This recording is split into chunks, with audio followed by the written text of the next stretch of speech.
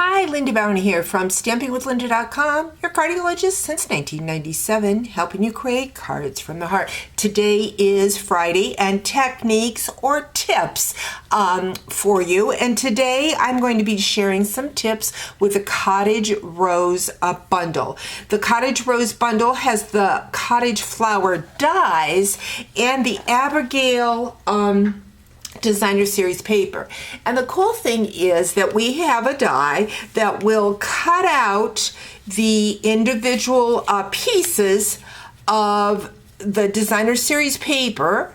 And so today that's what I'm going to share with you, so we can get our individual flowers or we can get the spray of flowers. And that's what I'm going to show you now. I have already taken the designer series paper and I have found that it's best to color in first. So I have used my Stampin' Blends, the Fresh Fuchsia and the Parakeet Party blends, and I'm going to bring in my mini Stampin' Cut and Emboss machine, and we are going to lay that that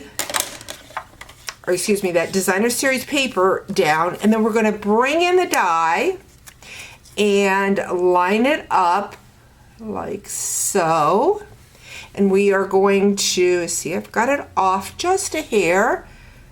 Now I could use Post-it notes or tape, but I think I'm going to be able to run that through just fine. I find that it's easier to color first and then die cut.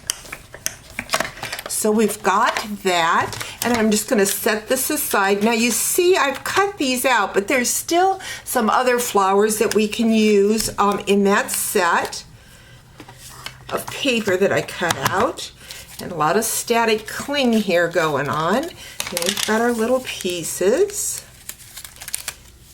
So we're going to set that aside, and next what I'm going to do is I'm going to bring in my silver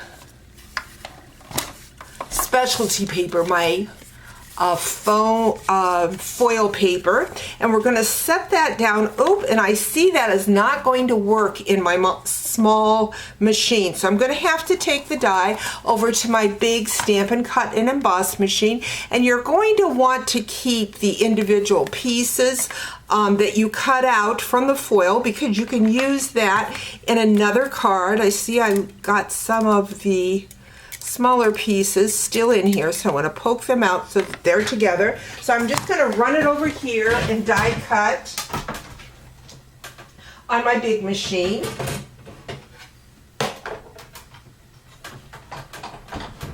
And what I'm going to do is I'm going to use both the negative and the positive from this foil. So let's go ahead and move my mini cutter out of the way. So I have taken that foil, and like I said, I want to save my pieces, so I'm just going to slide it over here to the side, and I'm going to punch those pieces out. With the foil, because it's double backing, it takes a little more to pop those out. And I'm not going, just got to be careful so you don't tear them. They pop out fine, but they're just, you've got to go slow with them.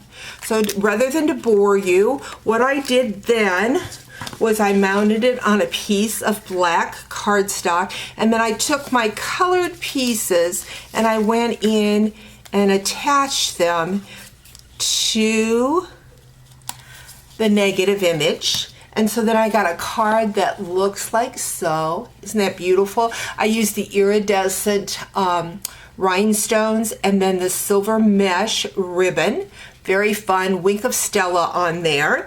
And then for the opposite, where I die cut the foil flowers, I embossed them with the Time Warner embossing folder, and then the leaves I just used my Stampin' Blends to color them in. So that's a fun look. Here's a look that I did with the glimmer paper, and I put the glimmer paper behind, and then I just cut out the individual flowers. Like I said, the Designer Series paper, when you cut from the big folder, there's still some extra flowers popping around. So I just popped them out and didn't use the leaves, but used the glimmer paper. So just some fun ways to use that new bundle. Like I said, the bundle I will be featuring, it is called the Cottage Rose, in May. So stay tuned for that. Hope you've enjoyed this tip. Talk to you soon. Bye-bye.